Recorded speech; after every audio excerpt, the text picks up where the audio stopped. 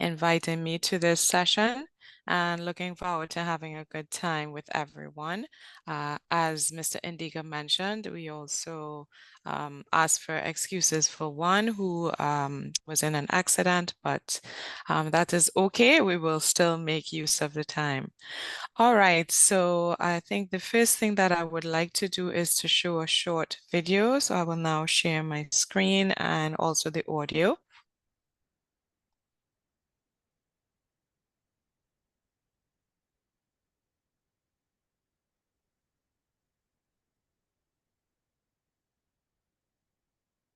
Give me 1 second.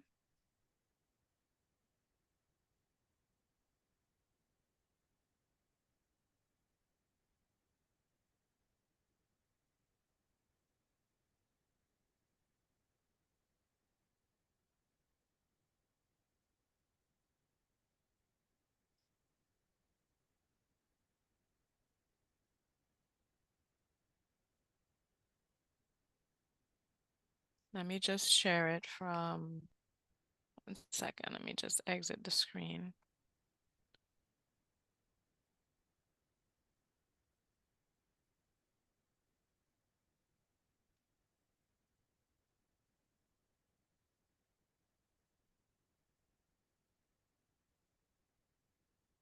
Is anything coming up on the screen as yet? No, not as yet.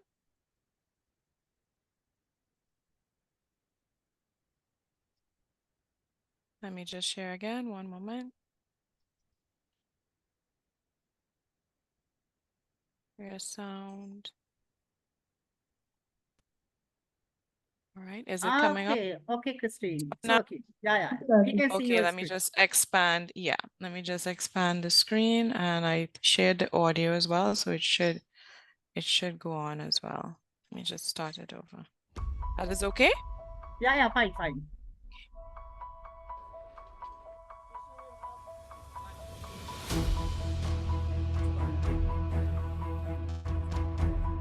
Never before has a UN member state disappeared.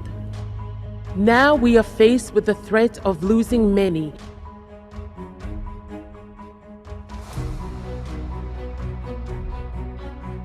The people know things are changing. It affects us first, and it affects us in the most profoundly dangerous way. So it's happening.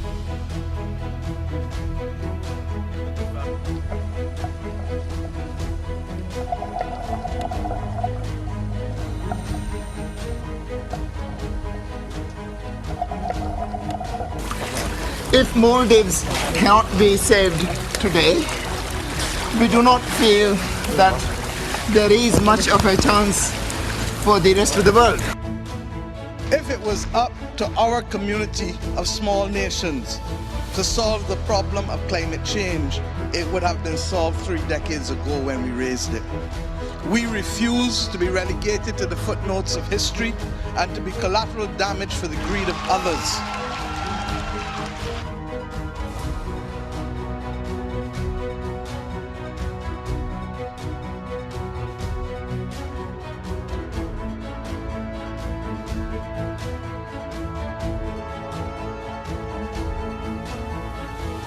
Many hands make lighter work, and the coalition has a strong resolve and determination to work together.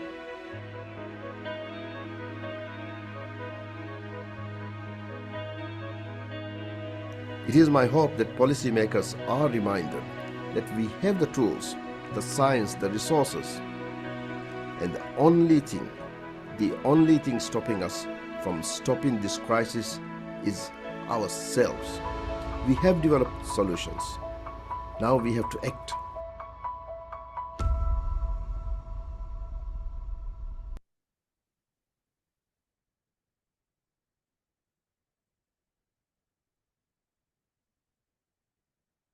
Alrighty, so thank you for that. And now I will share the presentation.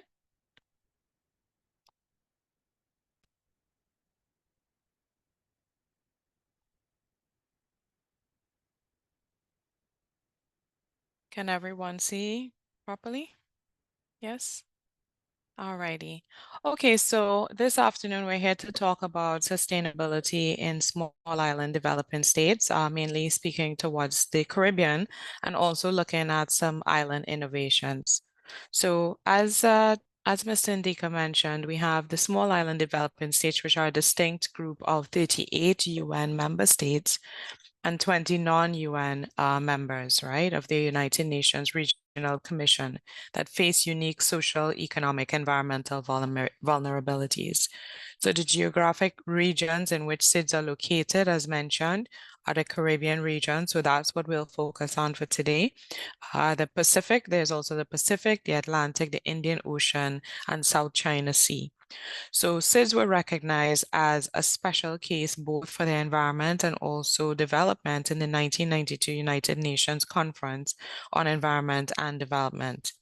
The aggregate population of all the SIDS is 65 million, which is slightly less than 1% of the world's population. So that's to give an idea of how small it is, right? So some of the characteristics of small island developing states, which I'll be saying SIDS, is remote geographic location. So therefore, there's reduced access to goods and services, high import and export costs, also high dependency on the ocean, on natural ecosystems, and biodiversity for food supply, clean water, aesthetic and spiritual importance, as well as livelihoods.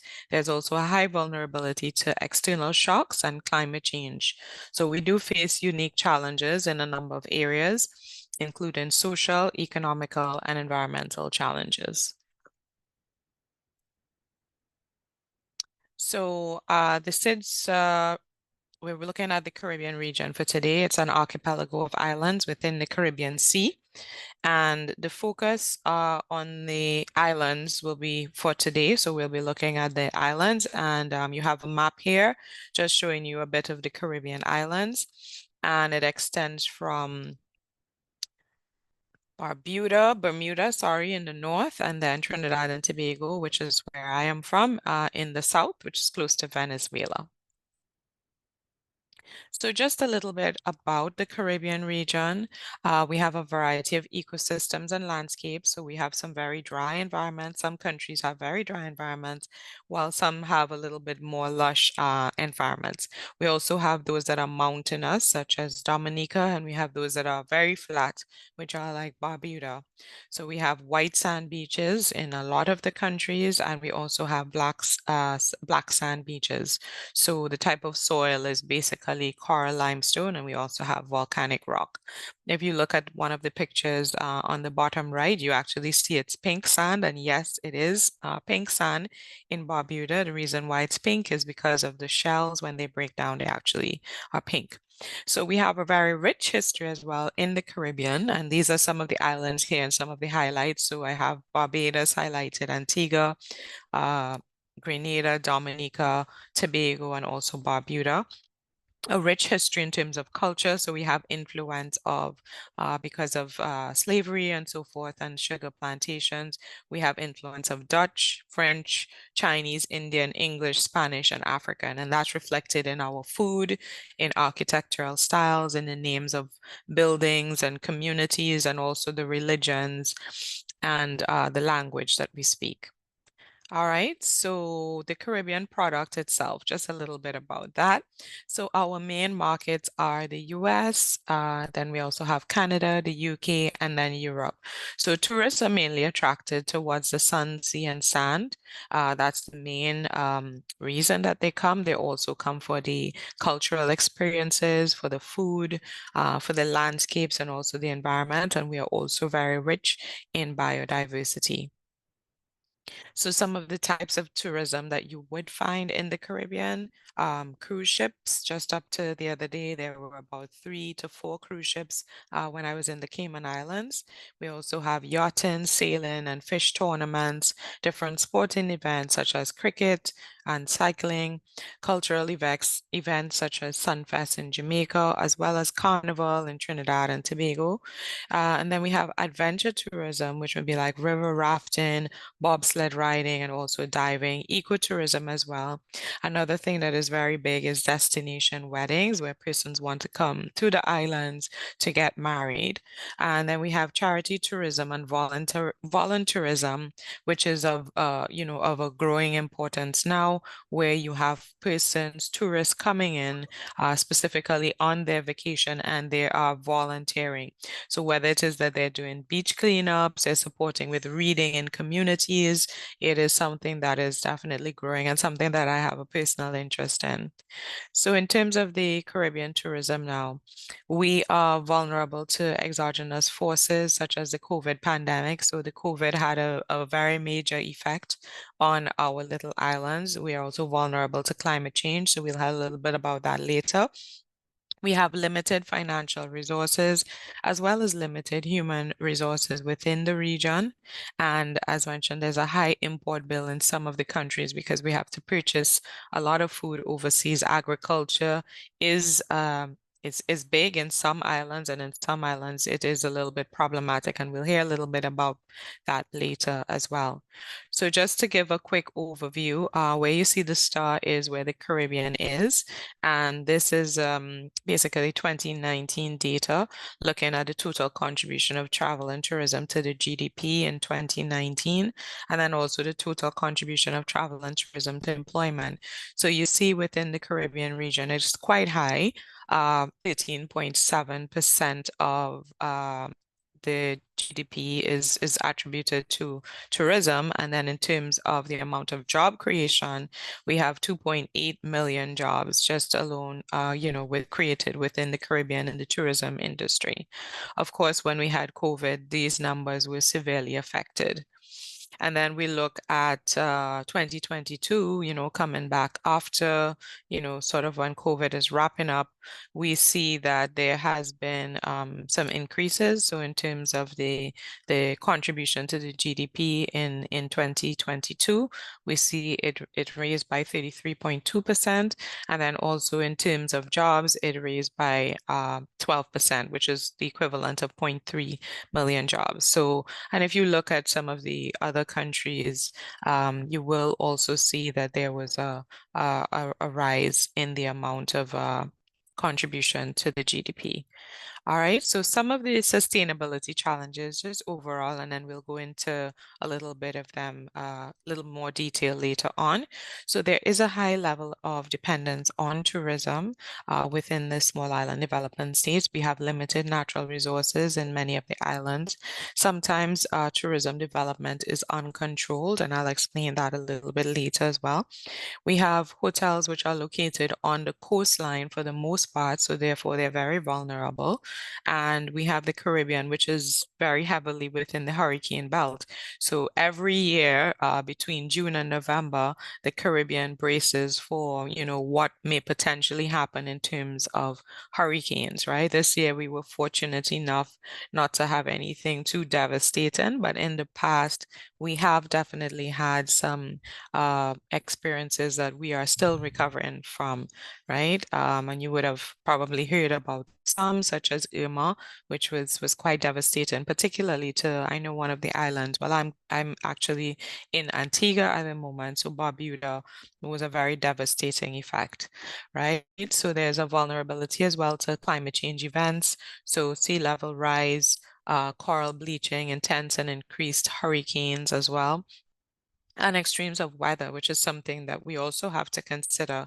And myself doing consultancies with farmers, you realize that, the extreme weather conditions also affect them, whether it be droughts on the one end or flooding on the other end. We also have challenges with invasive species. And one of my topics that I focus on quite largely is poor waste management. So we'll get into some of these. All right, so some of the countries with the highest GDP, it's just a little map here, just a little chart. sorry, and this will actually tell you, so the countries with the highest GDP generated by travel and tourism, so you can have a look at it for yourself. So you see that, for example, islands such as Aruba, British Virgin Islands is quite high, 32%. So that is pretty large as well.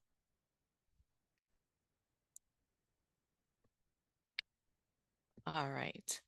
And then in terms of the import bill, which I spoke about previously as well, you see that basically in the Eastern Caribbean countries, the food import bill is pretty high, right? This was actually from the central bank. So these are some of the figures, and you see that meat contributes very highly to the food import bill. And I know for sure in Antigua and Barbuda, the importation of chicken, for example, is extremely high. So the government has put things in place to ensure that, that the population is equipped. So what they have done is they've distributed chicks, and so that is encouraged within the country. Then we have the problem of uncontrolled development, which is poor enforcement. Sometimes we have environmental impact assessments, which are typically to be completed prior to any developmental project. We also have environmental legislation. However, you would still find some levels of destruction taking place, destruction of mangroves and other ecosystems to obtain prime beachfront property, mainly for tourism-related projects. Then you also have the challenge of sand mining, which takes place in quite a few islands, right? Not adhering to coastal setbacks and building codes. So that has coastal erosion implications and lack of access to beach by locals in some countries. Typically, beaches are supposed to be open, but sometimes what we have is that, the access would be limited because if you have a tourism development on the coastline, sometimes the only access to the beach from the land area would be to come through the property. So you would have some challenges there as well. All right. So this is just one example of one of the islands where you could see that a lot of the development is on the coastline.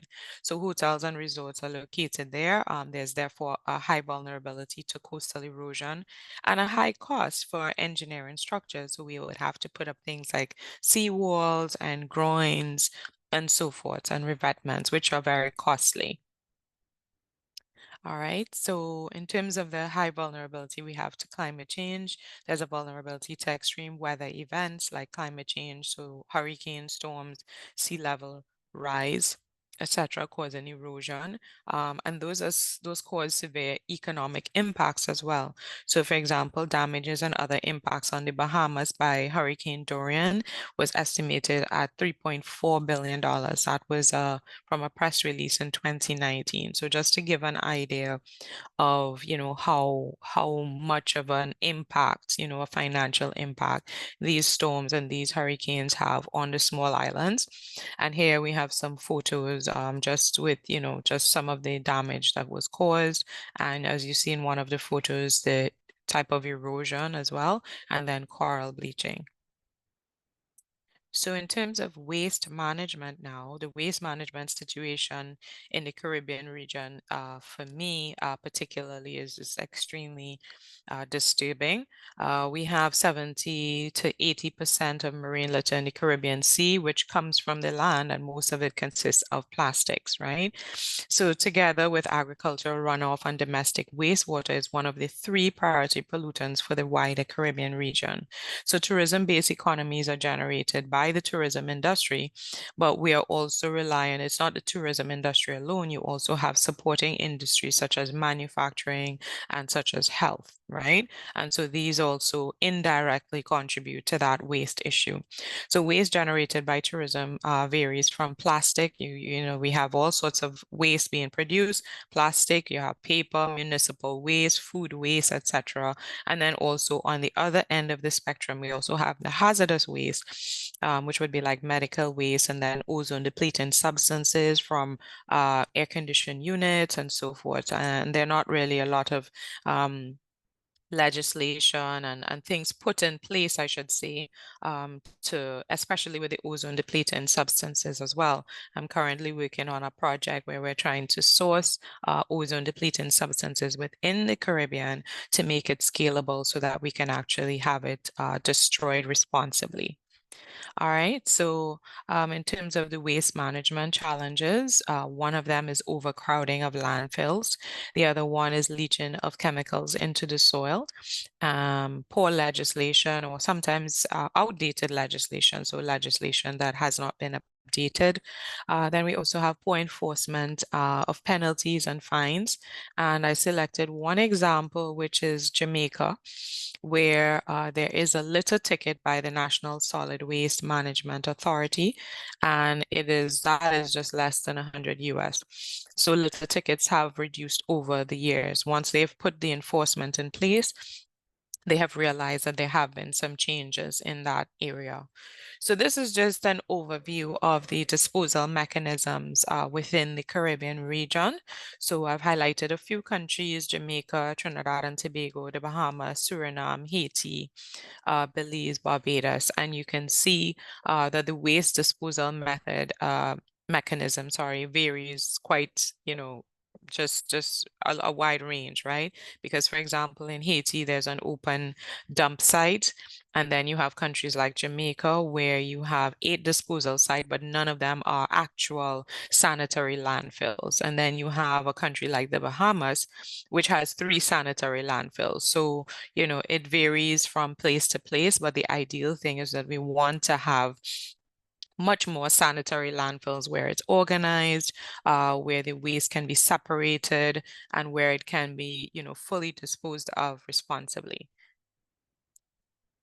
All right, so some other challenges is inconsistent collection or lack of collection. You may have remote areas in the Caribbean, and although we are small countries, some areas are remote and they may not have a regular waste collection system in place. So therefore, one of the things that you would find happening is illegal dumping or sometimes the burning of the actual garbage, right? And then, of course, that has its own negative effects and health concerns, causing things like asthma, birth defects, fatigue, sleepiness, headache, and cancer. And there have been some countries that have reported, incidents like this and increase in health issues within the community based on the fact that what is happening in the landfill is not healthy. Right? You also have improper landfill technologies in place where you have landfills and then informal recyclers. So we call them like land pickers or so.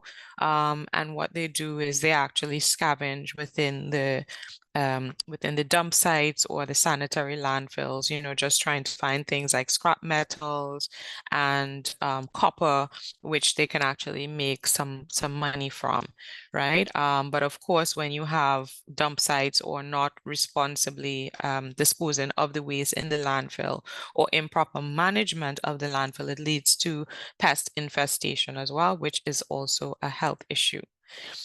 So what have some of the islands done, especially, and we mentioned at the beginning that plastic and styrofoam is and the single-use plastic is a major issue, right? Because it ends up in the ocean, turning into microplastic and then therefore causing negative effects on health and also the marine environment.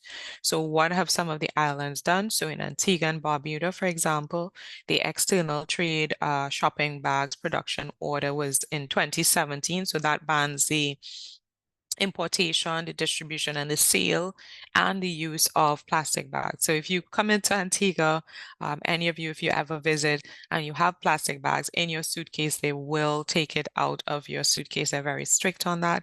Also, the external trade expanded polystyrene prohibition order in 2018 bans styrofoam and promotes easily biodegradable and reusable materials. So everywhere you go in Antigua, you have to walk with your own bag, which is really good, or they have paper bags.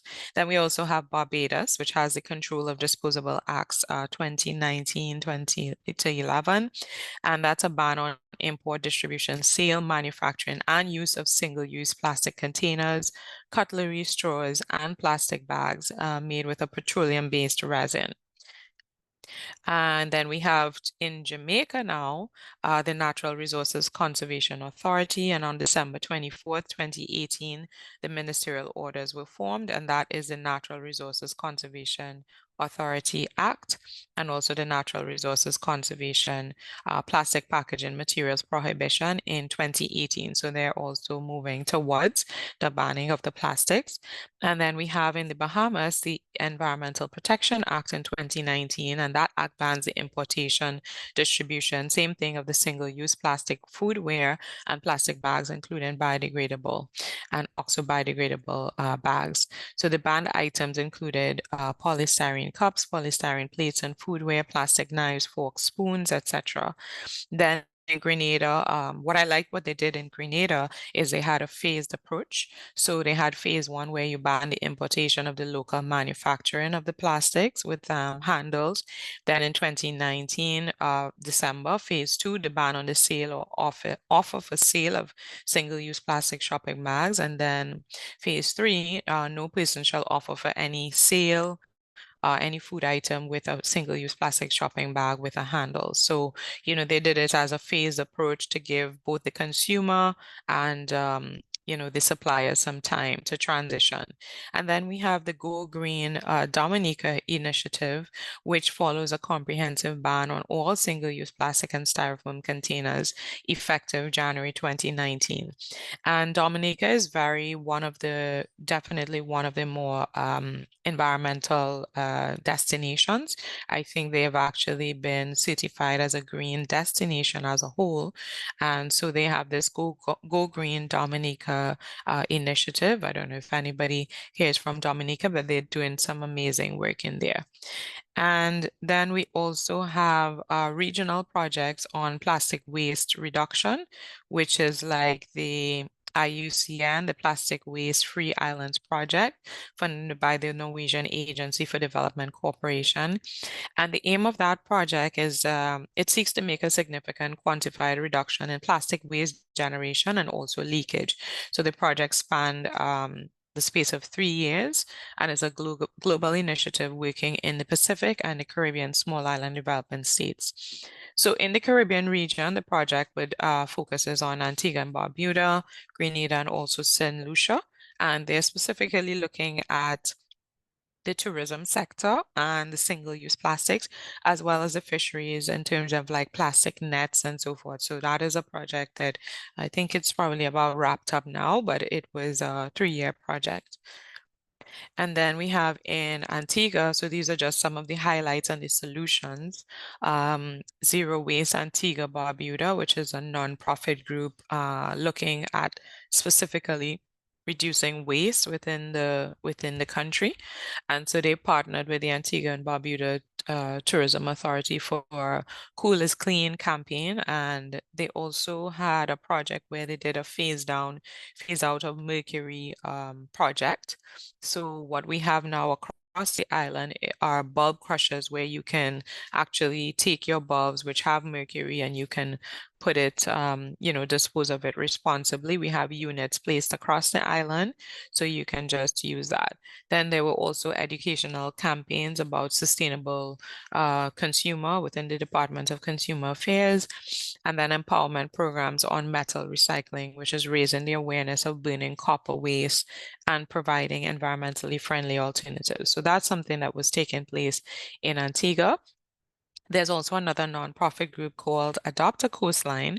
And so they are doing, it's civilians who basically clean up different parts of the islands. They've now expanded to support with actually having bins across the beaches, because even I went to the beach just last week and some of the beaches do not have bins in place. So this is a nonprofit organization that's actually putting in place some bins so that when persons are using the beach, they can actually dispose of their items one time.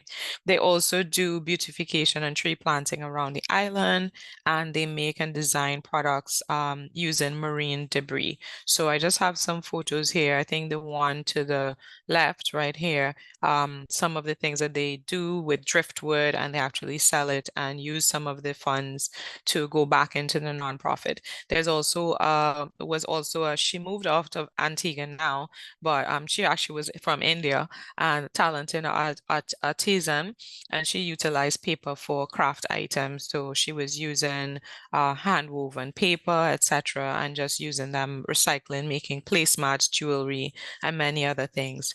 Then we also have this company called Serious Business, where they utilize plastic to make recycled furniture and so forth. So these are some of the very interesting projects that you're seeing across the region. So I've selected a couple of islands where you could see the different things that they're doing. And then we also have in Jamaica, this one is pretty interesting as well. And it is a waste to energy solution. So Carib Share, which is a social enterprise, what they were doing is collecting organic food waste from the hotels and livestock farmers and turning it into biogas. So the biogas is then converted into affordable, reliable electricity to serve the needs in rural Jamaica, the rural parts of Jamaica. So there's a project, Richmond Housing Development, a residential community of 356 housing units, and they were able to actually receive energy from this waste energy project. Farms also receive cash rewards as a supplementary income.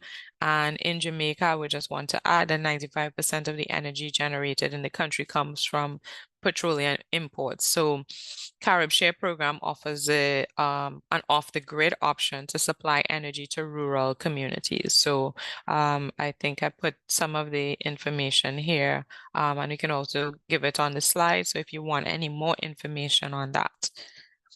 And then in terms of energy management now, in the region, according to the World Bank, there's a great lack of awareness among consumers, businesses, and policymakers, which is the main challenge in adopting energy efficiency and also within the region. So many individuals and businesses are not aware of the benefits of energy efficiency. They don't understand how to implement energy saving measures in their daily lives. And for me, even as an auditor, some of them are not sure, where to begin with this whole energy process. And that can be a whole other topic of conversation. But basically it starts where you have to measure and monitor your electricity on a daily basis, right? So as a result, the demand for energy efficient products and services therefore remains low.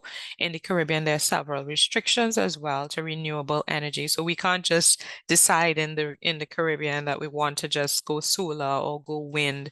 There's a lack of political support in some countries, and some countries there's a monopoly on energy production. So you would find that you might have one or two companies that are providing the energy, and so it will be challenging, for just anybody to decide that they're going to do this. So there's a process to go through and so forth, but it's not impossible. It is done. I actually have a client who has 12 rooms, and she was able to secure a grant so that she can have solar panels on her Airbnb. Right? So it's not impossible, but it's just a challenge.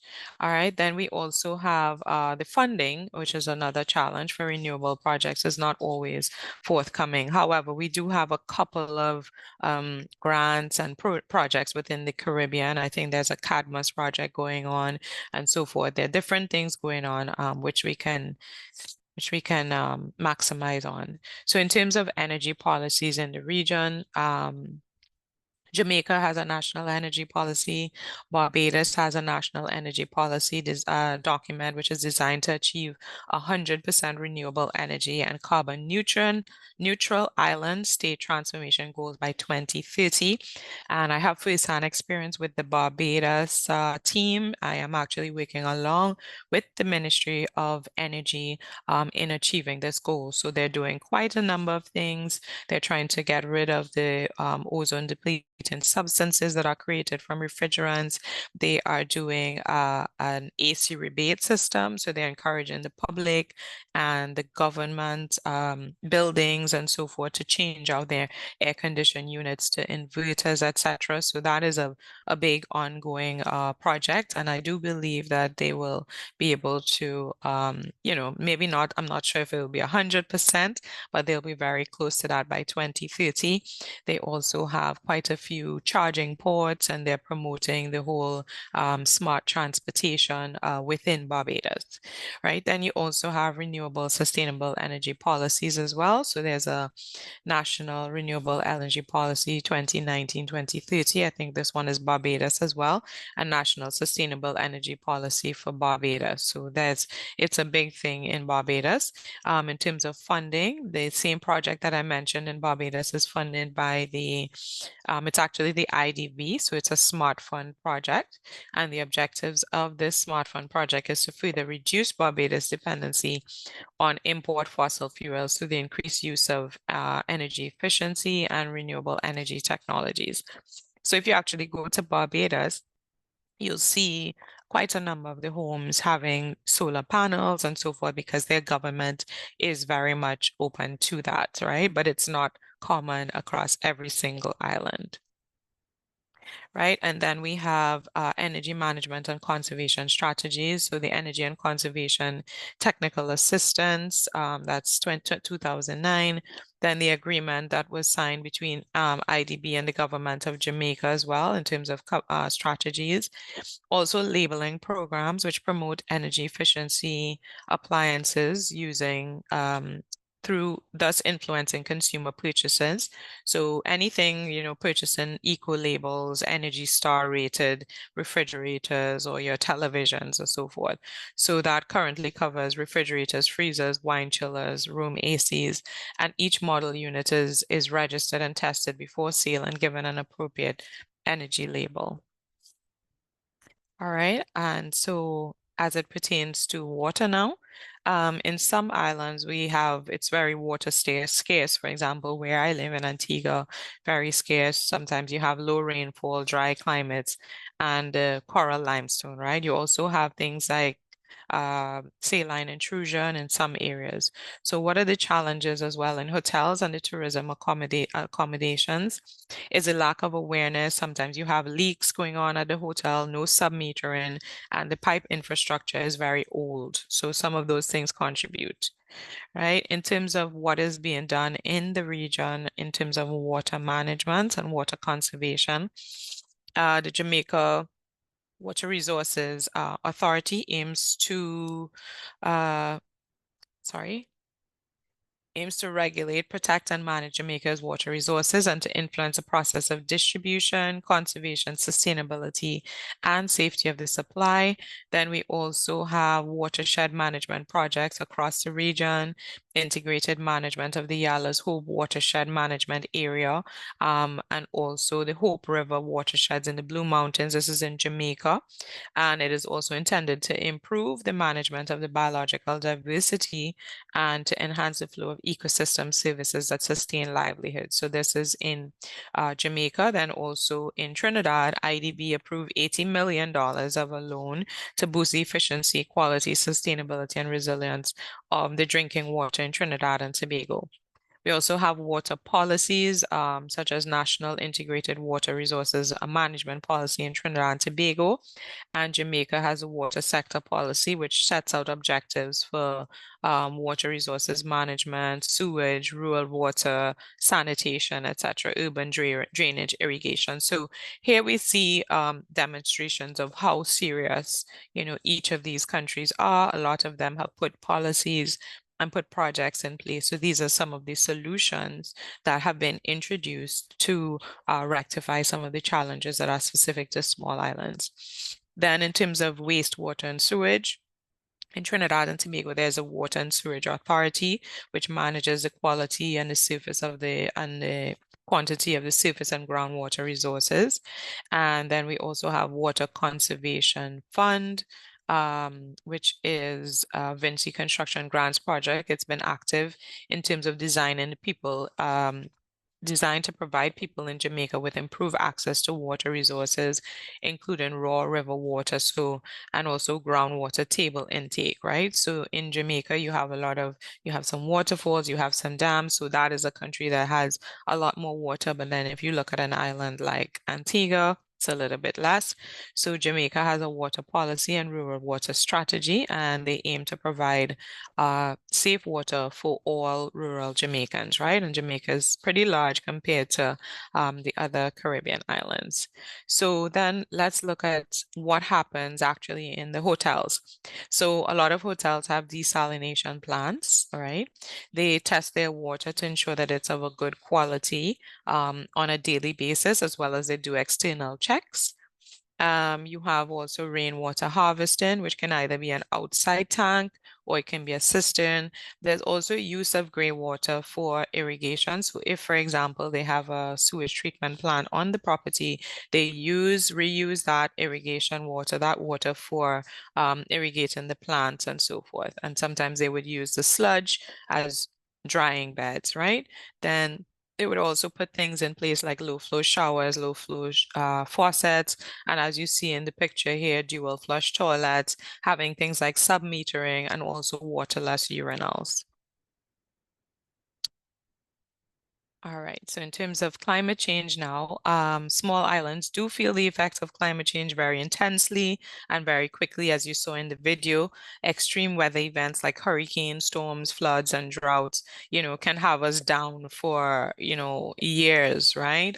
So as I said, Barbuda is still even recovering from that because a lot of the properties and so forth were flattened. I've spoken directly with some of the hoteliers and persons who own small accommodations, and they're still struggling to catch themselves back, still looking for, getting support from insurance, the insurance funds that they were supposed to be getting. It's challenging, right? So then we also have coastal erosion and coral bleaching, which we mentioned, damage to infrastructure. So coastal erosion and extreme weather conditions. So we have those photos there. So one of the things that they have been doing within the region is a lot of coral restoration, right? And of course, corals play an important role in terms of buffering and protecting the coastlines within the small island developing states and within the region. And so we have, for the first time in the Virgin Islands, the Nature Conservancy and Partner Secure, and they conducted a successful coral spawning expedition, and they used sexual reproduction techniques to grow healthy baby corals. The expedition was part of TNC's initiative to address the coral reef crisis in the Caribbean. And TNC has been working very closely, I know, with some organizations such as the Caribbean Alliance for Sustainable Tourism to create and also to support in terms of knowledge, technical know-how for coral restoration and coral conservation. So I think they've also produced a technical report for hotels to support them with that. And then we also have the Bahamas Coral Reef Program, and then the Grenada Coral Reef Alliance. So quite a bit of them are supporting. So you have places, organizations like the Sandals Foundation and Alligator Head Foundation coming together to really support with the coral restoration. This is a pretty cool project that's being done in Jamaica, where they're using the crushed glass to create the statues, the underwater statues. And what they want to do is to put this statue so that they will attract the coral. The coral will attach to it, and then you will actually have coral growing on it, right? So this is the actual picture on the left here, the one that has the mermaid. So they're collecting crushed glass from the hotels and then creating this structure here, which is environmentally friendly. They're using all of the material, the glue and everything that they're putting together. And then they're going to sink the structure so that the coral will actually attach to it. It will increase the fish count, etc. Right? So some of the thematic areas that project is going to touch is environmental conservation, the tourism and diving industry will be beneficial. They're solving a waste management problem. They are supporting fish biomass because it will increase. They are going to be increasing and supporting sustainable livelihoods and also having financial benefits. So the name of that company is Smilozone, and I have the pleasure of knowing the owner and the orchestrator of that. So this is a really cool project as well. And then in the Bahamas, Jamaica, and Antigua, you have the mangrove restoration that's taking place in quite a few islands as well. So where they are replanting mangroves and seedlings and so forth, as you see in the photo. All right, so in terms of the some of the solutions now for climate change, you see that coastal engineering structures are also being erected. So you have groins and seawalls. We have to also ensure that we adhere to building setbacks and enforcement, their climate change policies within hotels and tourism establishments as well.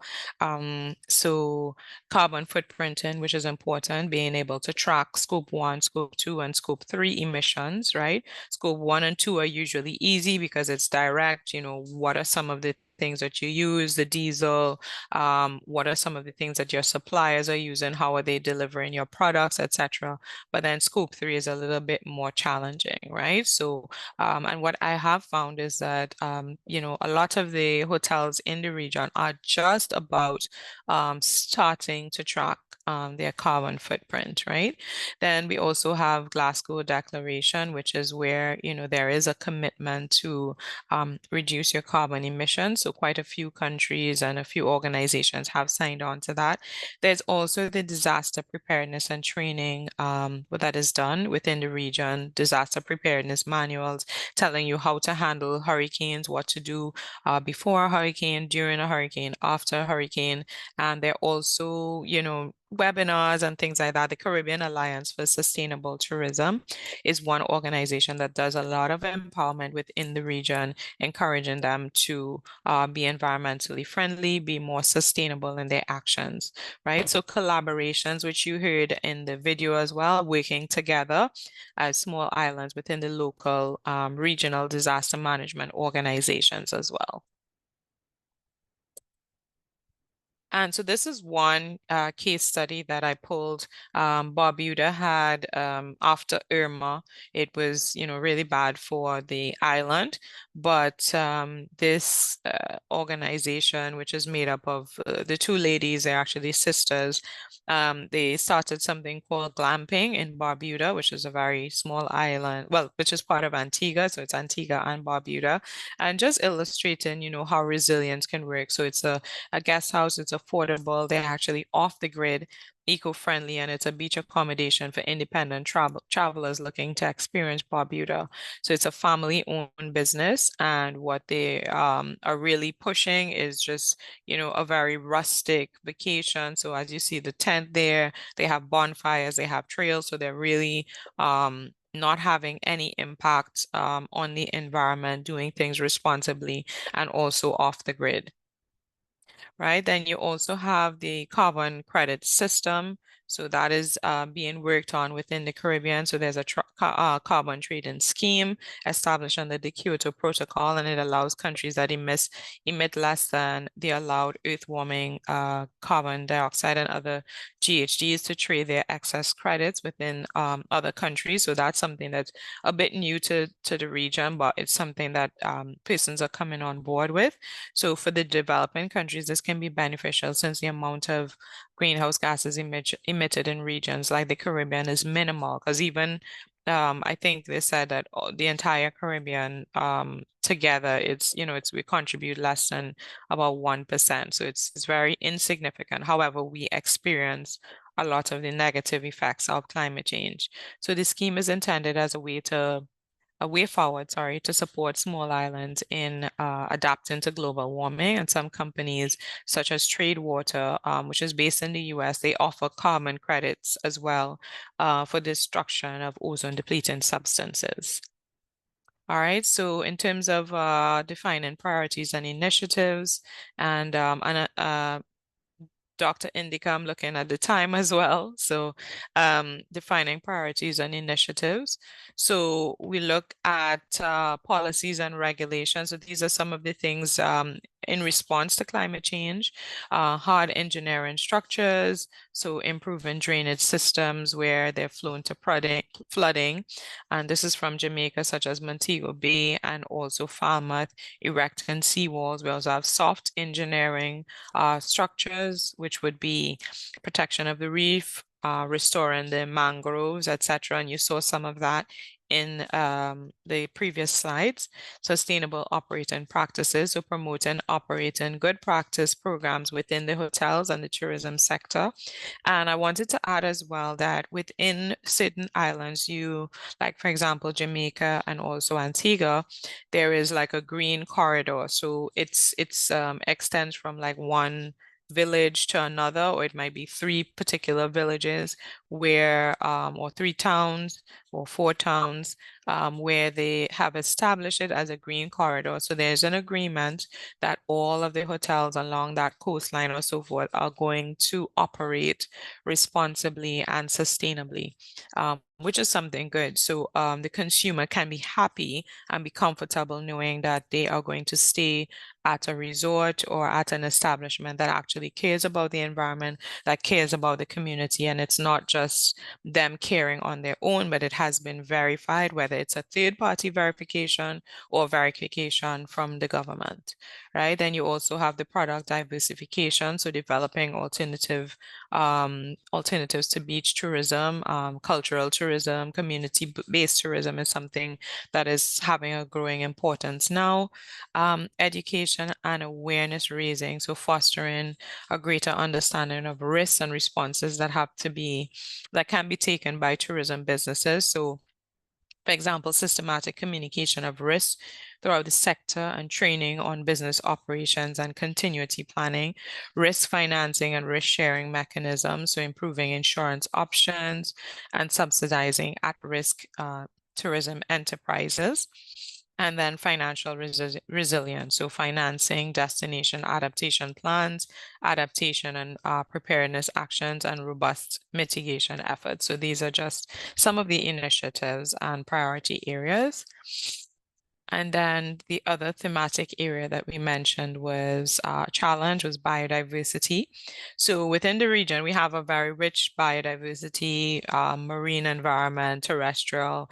All of the islands are different. So some of them have a lot of mountains, some are very flat, some have lots of waterfalls, some have no waterfalls, etc. So it's very varied. Some are completely flat, you know. So it's very, very different. But as a whole, we have noticed, some biodiversity loss generally within the Caribbean region. So loss of wetlands, mangroves, and then also coral reef due to development in some areas, and damage would be caused from, especially to coral reef, things like siltation, because of course coral reef, they need clear water. So if you have an area where there's a lot of development, the amount of siltation can cause damage, of course, to coral reefs, and that has happened. You also have damage to coral reef directly through tourism activities, persons who are not acting responsibly, whether it's a tour company. I know, for example, in Jamaica, there was a challenge with the anchoring, throwing down anchors without mooring buoys and that sort of thing. So you do have challenges there from time to time. Marine pollution, which is a major thing. There have been sea turtles that have been caught in nets or caught in plastics, or even plastics that they've ingested, because hawksbill turtles tend to eat jellyfish, and so if they mistake the plastic bags for the jellyfish, they will actually eat the jellyfish. So, and there have been cases like that. So marine pollution is a big thing and something that we are working actively on. Coral bleaching, which I had mentioned before, whether it's from climate change or development. And then also sand mining, which you have in places like Barbuda, and then things like the invasive species, right? So we have the African snail, which is damaging a lot of the agricultural, the farms and so forth, and then also the lionfish. So I'll just spend a little bit of time talking about the lionfish, which is an invasive species within the region now. So basically the lionfish has no native predators. So it consumes juveniles of commercially important fish to the region, and as well as biologically important species. So there's a high growth and high feeding rate, high reproductive rate. So they reach sexual maturity at 12 months, and the spawning is year round. So, right, and you have multiple spawning each month. They also have venomous spines. So from the photo that you see, the spines are venomous. They're highly adaptable. So they're found in mangrove areas, they're found in rocky bottom, and also coral reef environment, which makes it worse. So they're not restricted to one particular environment, and they're found at depths up to 300 meters, and they can survive as well in low salinity. So what are some of the solutions and the actions that are being taken within the region as it pertains to lionfish? And it's quite a tasty fish. I've had it already. So lionfish are caught on a special dive at some resorts. So what some resorts have done to combat the issue is they've made it an activity. So they encourage the guests to get involved in, especially those who are the divers. They would have a special lionfish hunt, showing them how to catch it, how to clean off the spines, and how to prepare the fish. And this is taking place, as one example that I have is Couples Resort in Jamaica. I believe they're still doing it. And this is not the only one. There are quite a bit of others as well. So lionfish is served actually on the menu in some of the Caribbean hotels as well, right? And so you see there's something that was written as well, just I put it at the side, sandinmysuitcase.com, hunting killer lionfish in the Caribbean and eating them too. So that was an article that was done. We also see that the spines are dried and they're used for craft items. So this is one of the things that they're doing as well. And if you see these, yeah, and they're quite nice. I think I don't know if the ladies here might be interested in wearing any of these, but they're quite nice. And then you also see that even on Etsy.com, there you can sell some of those products as well. So I just did a screenshot of that page. Then another issue that we have, which is a growing problem, is the sargassum seaweed. And it's basically a genus of large brown seaweed. And it is, floats in island-like masses. So it's very large, never attaches to the seafloor. So it's always floating on the surface. And it affects marine life by preventing sunlight from coming to the coral reef. As it decays, the seaweed also releases compounds that are harmful and also fatal to some marine species. And we see here the sargassum seaweed, some of the challenges. Lack of accurate forecast, insufficient monitoring is very difficult to monitor, variability in species mix and quality, limited chemical analysis. So while some persons are, wanting to utilize it for certain purposes, it is still a fairly new area which requires further chemical analysis. There's also challenges with transportation, harvesting, and storage, and it's costly. So some of the health effects now of the sargassum is that its toxicity describes high concentrations of hydrogen sulfide gas, which is released by the sargassum as it decomposes, and it leads to breathing difficulties, nausea, headaches, and also skin rashes. Both residents and tourists have reported higher incidences of respiratory problems since the sargassum bloom. So when this is on a beach where you have hotels and so forth, it causes a really, really serious issue. So the damage to this tourism industry, it prevents guests from enjoying their vacation. And there's an article there that I also quoted as well so that you can see. So it causes damage not only to the guests health-wise and so forth, but also financial. So this is just, so an idea of the problem throughout the time periods. And I did a snapshot of sargassum seaweed and tourism and the effects in Barbados, actually. So you see here some of the affected areas, which are in blue. So you see the south of Barbados, an area called Oistins, that's in Christchurch. You see that a lot of the hotels were affected. So their occupancy actually decreased by 4.7, as you see, right? Versus the occupancies of the non-affected areas. And you could see on the right as well, the chart, which is just illustrating as well some of the affected areas. And so it says a percentage change in occupancy for hotels in Barbados, Sargassum affected region from January to July 2018, sorry. All right, and some of the things that have been taking place in terms of combating sargassum is that there was a gentleman by the name of Jonathan Dujon, and he identified the needs. He saw that he had to pay a lot of money for the heavy equipment to destroy the sargassum, to get rid of it and to dump it, and it was unsustainable. So he founded this company called Algasol Organics, which produces a sargassum-based fertilizer. And he says, we thought we could not attain a niche for sargassum fertilizer, and the end goal of all of this was to make sure every grain of sargassum that would wash up on our beaches in St. Lucia and the rest of the region would be used and processed so that they could create a new industry. So he tried to, make this challenge and turned it into an opportunity for himself, right? So the manual collecting is done in St. Lucia, and he has come up with these fertilizers that can be used, right? Also in Barbados, it's used for cosmetics. So I guess they would have undergone some sort of laboratory research. So it's called Oasis Laboratory, and they're producing specialty bath soaps from the sargassum. And the products are named after local Barbadian places and fruits, etc. So they are also promoting the local culture. Right? And as it pertains to community, there is, because of tourism, you always have that challenge of, the American culture or the cultures of those coming in, taking over. We do have within the Caribbean a lot of African influences. We have things like a lot of medicinal plants which have history, Rastafarianism, we have villages, we have proverbs, expressions, oral history, and so these are some of the things that we want to preserve: the music, carnival, pottery, sports, etc.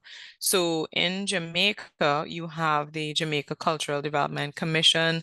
There's usually an events calendar which promotes competitions for performing arts, etc. We have music festivals, and what we've done within the region, within the Caribbean region especially, is we've tried to, let's say for example, Jamaica is having a festival in August. There may be 2 to 3 festivals in August, but we've tried to space them out so that we can also share share the tourists within the region. So for example, you've also created different festivals within some of the countries. So for example, in Antigua, there is a Piango festival, which is celebrating, pineapple and mango. So the reason why this came about is because sometimes there was a glut in the agriculture in terms of the mango production and also pineapple, which is there's a black pineapple here.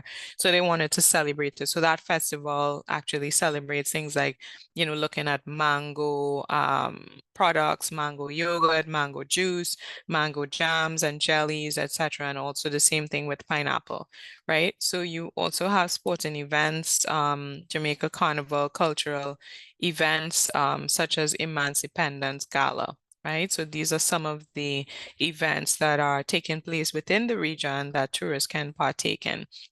And then for Jamaica, for Caribbean community-based tourism in the Caribbean, you have Village Tourism Project. There's a country-style community tourism network. So they actually are formed to promote community-based tourism. In St. Lucia as well, you have a community tourism agency, which is built on 3 pillars: accommodation, cuisine, and adventure, and also revitalizing the traditional crafts industry in Choiseul, St. Lucia, through the creation of a cultural tourism district. There's also the Desperados Turtle Watch Group, formed in 2000, and that is in St. Lucia as well, and the forestry department. So they support with tour guiding and promotion. So the tourists can actually be a part, they can get into the community and be a part of some of these projects. So I think we're about to be closing. So in conclusion, I just wanted to say that despite the many challenges faced by small island developing states within the Caribbean region, we must continue to be catalysts for change through shifting how we innovate, shifting our commitment, and also in how we communicate our message to our internal stakeholders, which are community members and members of the country, as well as the external ones, and also collaborations and partnerships, which you would have heard as a recurring theme. Also shifting our dedication to sustainability, not just saying we're going to do things, but also having it written. So just have a little quote here as well, which is saying that there are two sides to the sustainability coin, says Giles Vermont DeRoche, Sustainability Senior VP at Schneider Electric. We aim to lead by example within our own operations and ecosystem, and we work to be part of the solution for our customers. Sustainability improves performance, innovation, and our attractiveness as a place to work, and it creates value. So, and I think that is about it, Amila. I did have one more video, but I don't think we have time for that right now because I think we've kind of run into the hour. But I can always send it with the slide, yeah. Okay, Christine, that is a short video. If it is that it's just like 3 minutes, yeah. Okay, that we can watch it this way. This may be very interesting. Okay, yeah, it's just it's all right. Let me just stop sharing this. All right. Yeah, it's just it's a nonprofit group that is doing some work with the plastic in with reduction of plastic within the region, within the Cayman Islands region. So let me just see. One second.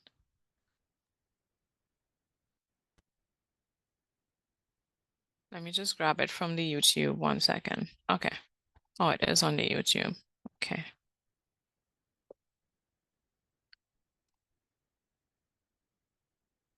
All right, so sharing now again. And I'm sharing sound, so hopefully you should hear as well.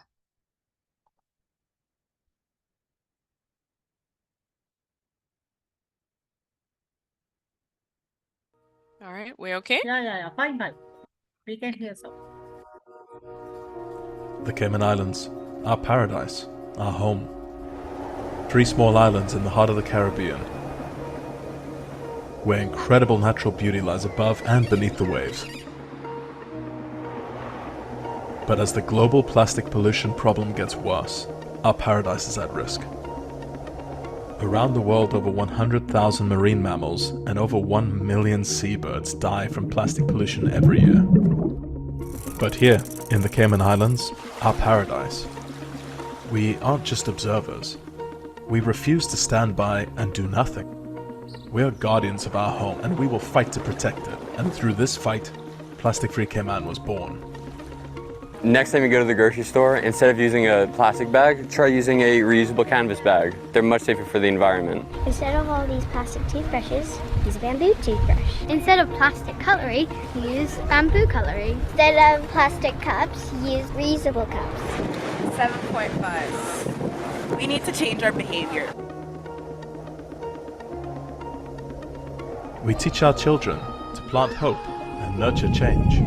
Our home, our paradise, beats with the rhythm of the sea and the vibrant life that it sustains. Would you believe that over 8 million tons of plastic enter our oceans every single year? And this plastic can take up to 1,000 years to break down. Next time you want water or any beverage, use a reusable water bottle instead of a plastic one. Plastic-Free Cayman is about so much more than just beach cleanups. It's about inspiring change and igniting a spark in the hearts of the young and the old. So far we have removed over 100,000 pounds of plastic waste from the Cayman Islands, and we've educated over 10,000 students as well. And this is only the beginning.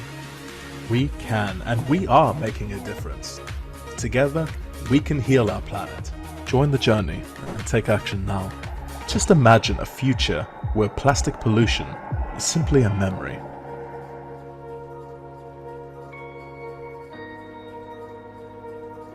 Now it's time for us all to come together and make a pledge. Join Plastic-Free Cayman and let's all protect our paradise that we so proudly call home. Let's ensure that our islands remain a sanctuary for generations to come. Plastic-Free Cayman, because paradise deserves protection.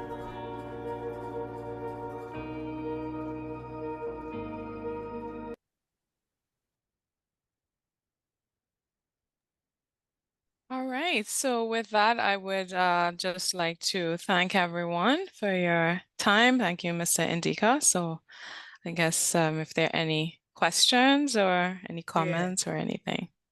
Yeah. Christine, thank you so much for your wonderful presentation. And also that is a very highly comprehensive presentation and a speech about the sustainable solutions in the Caribbean region. And also that there are very nice innovative project, very nice creative innovative project that some of those can be applied for the other destinations as well, that we know that destinations have some kind of their uniqueness and the differences. However, that most of those are adaptable to even that Sri Lanka as well, although not Sri Lanka is not a small island destination. However, that most of those things can be applied in certain context. Then that we got some questions. However, that already you have provided answers for most of those questions because of your comprehensive speech. That I would like to ask that two questions that we can discuss very briefly. And one is actually that about the calculation of the carrying capacity of the island destinations. That how it is calculated. That can you describe briefly? Christine, that your microphone is muted. Sorry about that. So one I had like really as a simple equation, which I actually pulled offline, is it's I can actually share my slide. Let me just share it quickly. It's just one, just the last one, because I did look at the right. So I just had a simple equation here. Where we put S as the available surface and SP is the area used per person and NV number of times the site can be visited in a given day. I will say though that in terms of carrying capacity, that's and calculating that is something that we definitely have to do a little bit more of in the region. I don't think it's done enough, but it definitely is something that needs to be done. So we're moving more towards that now. I did have Mr.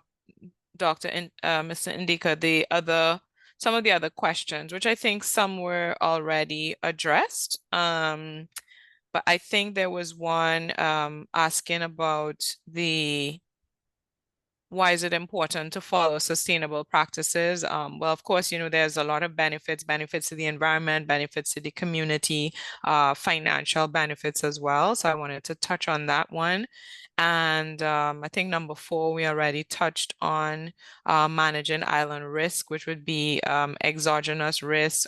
We mentioned about having business continuity plan, having resilience plans in place, disaster management plans, looking at levels of risk and managing that risk. And then how can local communities be involved in preserving the natural environment? So we did have some examples here. We have a community network in Jamaica where they actively are the bridge between the community and the tourism entities. So I just wanted to touch on a few of those which we have which you had submitted from before, but I think that's pretty much it on the carrying capacity question. Okay, Christine, that we have passed our time as well, and also that it is time to conclude the session. That Christine, thank you so much for your wonderful speech, and also that thank a lot for all for attending this webinar as well. At last, I think that the post your smile for group photo, that is that everyone that please switch on your cameras and post smile for a group photo.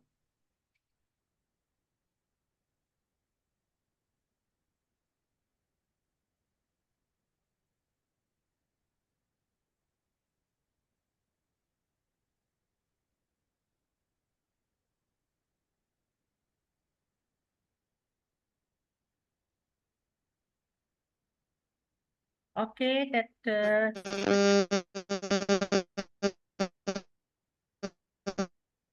okay, thank you so much. Thank you so much. Thank you so much, Thank you. Christine. Thank you so much all that we will join again with another webinar of the UCR Global Webinar Series.